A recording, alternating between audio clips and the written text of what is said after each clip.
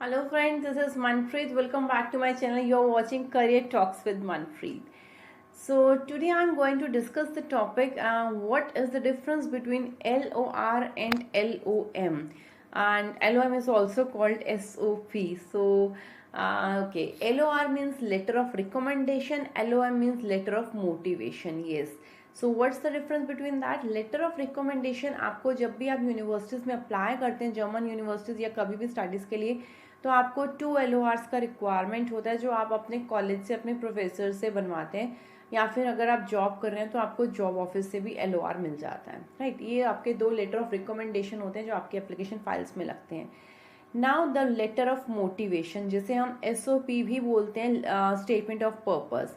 आप ये statement of purpose एक बहुत वेटेज डॉक्यूमेंट है जो आपका एप्लीकेशंस के लिए जर्मनी प्रॉपर मतलब यूनिवर्सिटीज़ में अप्लाई करने के लिए ये दिया जाता है, और एम्बेसी फाइल में भी लगता है।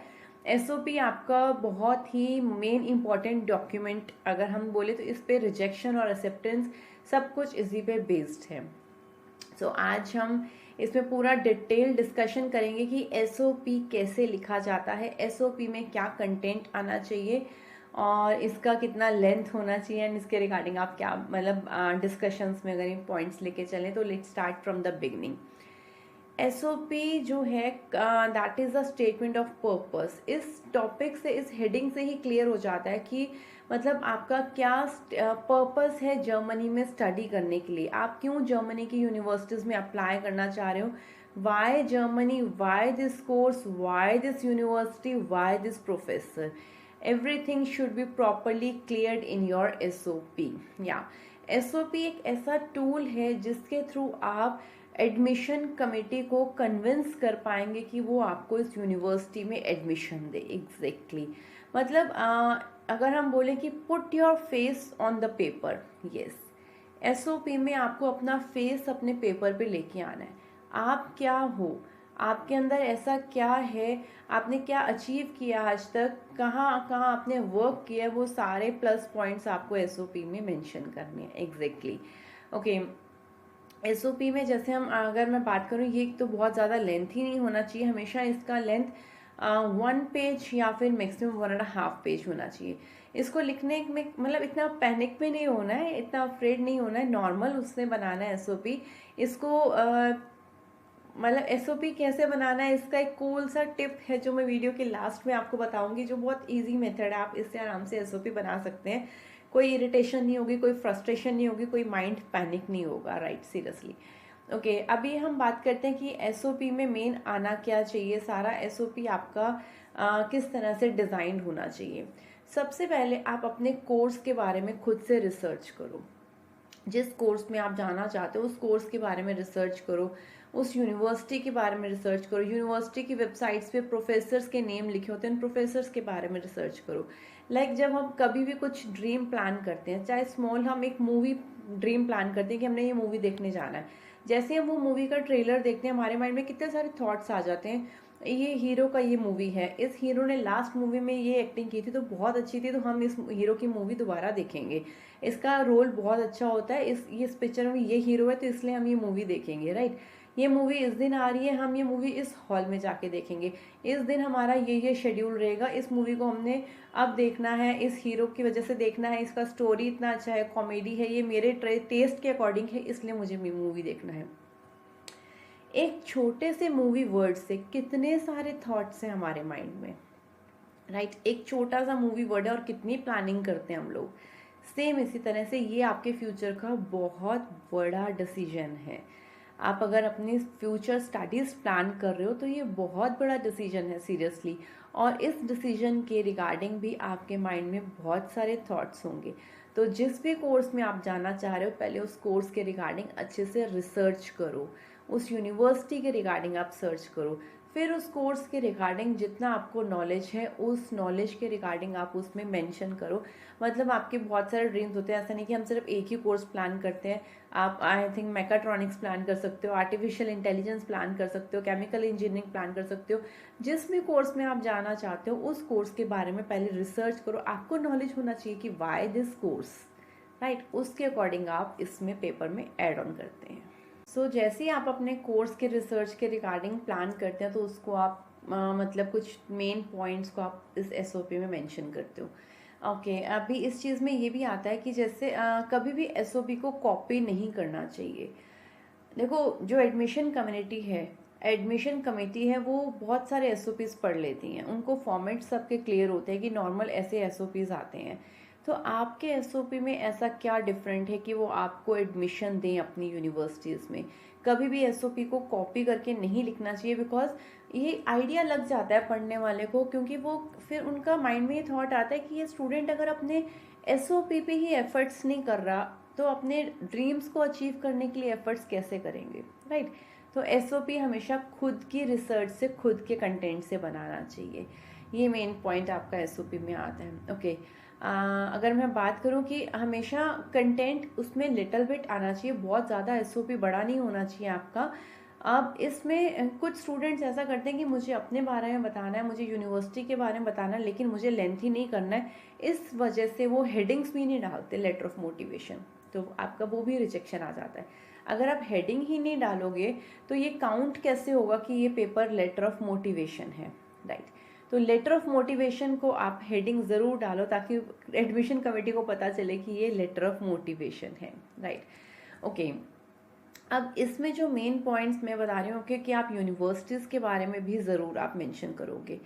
हमेशा जब भी हम कोई चीज़ स्टडी करते हैं तो उसमें आप अपने बारे में तो बता ही रहे हो, दूसरा आप ये चीज़ भी लिखोगे कि हमने इस यूनिवर्सिटी में क्यों आना है। उनको अपनी यूनिवर्सिटी के बारे में पढ़ के भी अच्छा लगेगा कि हमने इस यूनिवर्सिटीज़ के रिव्यूज़ देखे हैं, यहाँ के स्टूडेंट्स का आउटपुट देखा है, इस यूनिवर्सिटी में रिसर्च बहुत अच्छा है, पीजी का ऑप्शन आगे अच्छा है, या फिर इस यूनिवर्सिटी के इंडस्ट्रीज टाइप्स हैं, कंपनीज टाइप्स हैं, या फिर यहाँ पे रिसर्च बहुत ज़्यादा है। ये सारे पॉइंट्स की यूनिवर्सिटीज़ के बारे में भी आपको उसमें मेंशन करना है। सबसे पहले फर्स्ट पैराग्राफ आप इंट्रो डालेंगे अपना, नॉर्मल इंट्रो, ऐसा नहीं कि मतलब ये मार्क्स अचीव किए, मैंने ये मार्क्स अचीव किए, ऐसा कुछ नहीं आना चाहिए। इंट्रो में आप मतलब आप अपना अपने बारे में कुछ मोटिवेशनल, मतलब आपने ये अचीव किया है कि आप यहाँ के लीडर रह चुके हैं, या आप ये ऑर्गेनाइज कर चुके हैं, या आप इस कम्युनिटी के लीडर रह चुके हैं, कुछ भी अचीवमेंट्स आपकी पॉजिटिव जो भी आपने, ताकि वो आप मोटिवेट कर सको सामने वाले को कि हाँ मैंने ये सब कुछ अचीव किया हुआ है, तो मैं गुड अचीवर हूँ, मेरा ये पर्सनैलिटी है, मेरा ये प्रोफाइल है, तो वो ये चीज़ देखें, राइट? एंड उसके बाद फिर आप अपना कोर्स के बारे में थोड़ा सा मेंशन करोगे, एंड लास्ट थर्ड में फिर आप यूनिवर्सिटी के बारे में भी कुछ आप मेंशन करोगे। पहले आपका इंट्रो, फिर आप रिसर्च करके कोर्स के बारे में आप पॉइंट लिखोगे, फिर आप यूनिवर्सिटी के बारे में पॉइंट्स लिखोगे। देखो, इसमें अट्रैक्शन होना चाहिए कि अगर कोई आपका ये एसओपी स्टडी कर रहा है तो फर्स्ट पैराग्राफ इतना अच्छा होना चाहिए कि उसके अकॉर्डिंग उनको समझ में आ जाए कि वो सेकंड पैराग्राफ पे जंप करें, राइट? एक छोटा सा एग्जांपल बताती हूँ कि अगर जैसे हम कुछ भी आप देखते हो, फेसबुक पे देखते हो या वीडियोस देखते हो, तो एक एड्स चलती हैं साथ में, राइट? कोई नॉर्मल एक वीडियो प्ले होता है और फिर 1-2 मिनट के बाद एक एड्स आ जाती हैं उसमें, और उस एड में एक साइड पे स्किप एड का ऑप्शन भी आता है। तो वो 1 सेकंड का एड जो चल रहा है, अगर उस एड में ऐसा कंटेंट है कि हम उस पूरे ऐड को भी देखते हैं, या फिर वो 1 सेकंड के कंटेंट में भी इतना अच्छा कंटेंट नहीं होता ऐड में कि हम उसको स्किप कर देते हैं। So it depends on you कि वो फर्स्ट पैराग्राफ में आप कुछ ऐसे वर्ड्स डालो कि वो स्किप ऐड की तरह, स्किप एसओपी ना बने, वो फर्स्ट पैराग्राफ से सेकेंड पैराग्राफ पे वो जंप करके आपका पूरा एसओपी पढ़े, right? This is the point. आपको पूरा मोटिवेटेड एसओपी लिखना है, एक्स्ट्रा उसमें कोई भी वर्डिंग नहीं डालनी। हार्डली 20-30 सेकेंड्स में आपका एसओपी डिसाइड कर देता है कि आपको एडमिशन मिलना चाहिए या नहीं मिलना चाहिए। ये सारा कुछ आपके हैंड में रहता है कि आपको कैसा उसके अकॉर्डिंग एसओपीज बनाना है, राइट? ये कोई इंग्लिश का ऐसे नहीं है, कोई मतलब पैनिक होके नहीं लिखना। हाँ, इसमें आपको लेकिन स्पेलिंग मिस्टेक्स का बहुत ध्यान रखना है, पंचुएशन का बहुत ध्यान रखना है, कोई ऐसा ग्रामेटिकल मिस्टेक नहीं होना चाहिए।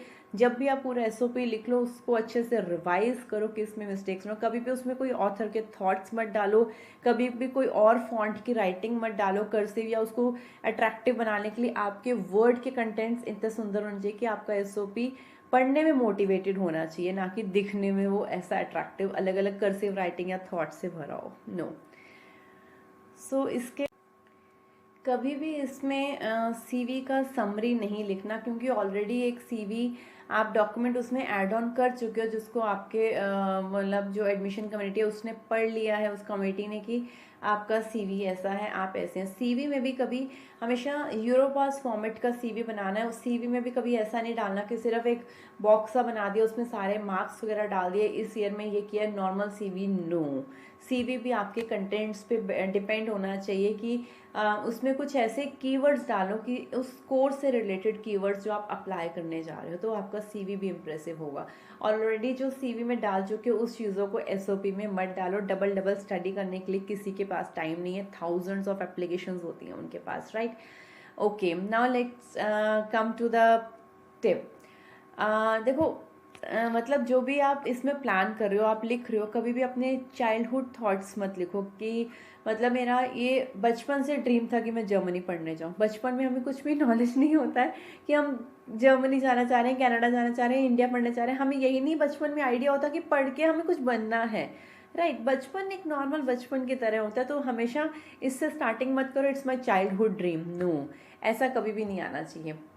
और एक सिंपल सा कूल सा एक टिप आपको दूंगी कि एसओपी जब भी आप लिखना चाहो, जब भी आपको एसओपी लिखना है, तो बिल्कुल कूल माइंड से लिखना है, फ्रेश माइंड से। जैसे आप मॉर्निंग में आराम से रिलैक्स होके बैठे हो, उस टाइम आप प्लान कर रहे हो, जो जैसे मैंने अभी आप एग्जांपल दिया था कि एक मूवी की वजह से भी कितने थॉट्स हमारे माइंड में हैं, तो ये तो आपके फ्यूचर का बहुत बड़ा डिसीजन है। तो अगर आप जर्मन स्टडीज़ प्लान कर रहे हो, तो इस थॉट को लेके जितने भी थॉट्स आपके माइंड में आ रहे हैं, उन सब थॉट्स को पेपर्स पे लिख दो। चाहे वो 4 पेज भरें, चाहे वो 5, चाहे वो 6, जितने पेजेस में वो थॉट्स आ रहे हैं कि जर्मनी क्यों जाना है, क्योंकि वहाँ पे इंजीनियरिंग टॉप पे है, मेडिसिन टॉप पे है, या मैनेजमेंट या इकॉनमी बहुत अच्छा है, ग्रोथ रेट बहुत अच्छा है, जॉब ऑप्शन बहुत अच्छा है, क्यों जाना है जर्मनी, और ये कोर्स क्यों करना है, क्योंकि एजुकेशन फ्री ऑफ कॉस्ट है, या इसके बाद जॉब ऑप्शन ज़्यादा है, या मेरा ये मतलब इस कोर्स में मेरा पैशन है इसलिए मुझे ये करना है, राइट। ये सारे थॉट्स, या फिर इसी यूनिवर्सिटी में क्यों जाना है, इसी प्रोविंस में क्यों जाना है, क्योंकि मेरे फ्रेंड्स हैं या मेरे कजन्स हैं, या इस यूनिवर्सिटी में पढ़ना ड्रीम है, या मुझे ये वैसे अच्छा लगता है। जो भी आपके माइंड में थॉट्स आ रहे हैं, जितने भी आपके इस डिसीजन को लेके थॉट्स आ रहे हैं, 4, 5, 6, 7 जितने पेज आप भर सकते हो आराम से भर दो, राइट। सारे थॉट्स आने दो। फिर उसके बाद रिलैक्स्ड। नेक्स्ट डे आप उन थॉट्स को थोड़ा सा वेरीफाई करो। उसमें से जो आपको मतलब चाइल्डहुड थॉट्स लग रहे हैं उनको आप हटा दो, और जो मेच्योरिटी लेवल के लग रहे हैं, जो पॉजिटिव लग रहे हैं कि इन थॉट्स को मैं डाल सकता हूँ, जो आपकी पर्सनैलिटी को डिस्क्राइब कर रहे हैं, कि आप उनको मोटिवेट कर दो कि मैंने ये सब किया है, इसलिए मैं इस यूनिवर्सिटी में अगर आऊँगा तो इस आपकी यूनिवर्सिटी को भी बेनिफिट होगा, ये मेरे रिस्पॉन्सिबल सारे वर्क्स थे, तो इस वजह से ये बेनिफिट हो सकता है, मुझे इन चीज़ों की आदत है, तो मैं ये लीडरशिप में रहता हूँ, तो इस वजह से बेनिफिट्स रहते हैं। अपना मोटिवेशन डालो, अपने कोर्स का रिसर्च डालो, क्योंकि मेरा इस कोर्स में ये इंटरेस्ट है, मेरा ये पैशन है, मैं इस कोर्स में ऑलरेडी 12th में या ग्रेजुएशन में ये चीज़ें कर चुका, तो मुझे इसमें और रिसर्च करना है, ये सब चीज़ें डालो। फिर उस यूनिवर्सिटी के बारे में थॉट्स डालो कि मुझे इस यूनिवर्सिटी में, मतलब उन थॉट्स का थोड़ा ब्रीफ कर दो कि आप उसमें से पॉजिटिव थॉट्स लेके फिर एक अच्छा सा गुड एसओपी आपका बनता है। और जब फाइनल एसओपी बन जाए, उस फाइनल एसओपी को भी एक प्रोफेशनल को चेक कराने के बाद ही आगे फॉरवर्ड करो, किसी की हेल्प ज़रूर लेनी चाहिए, राइट।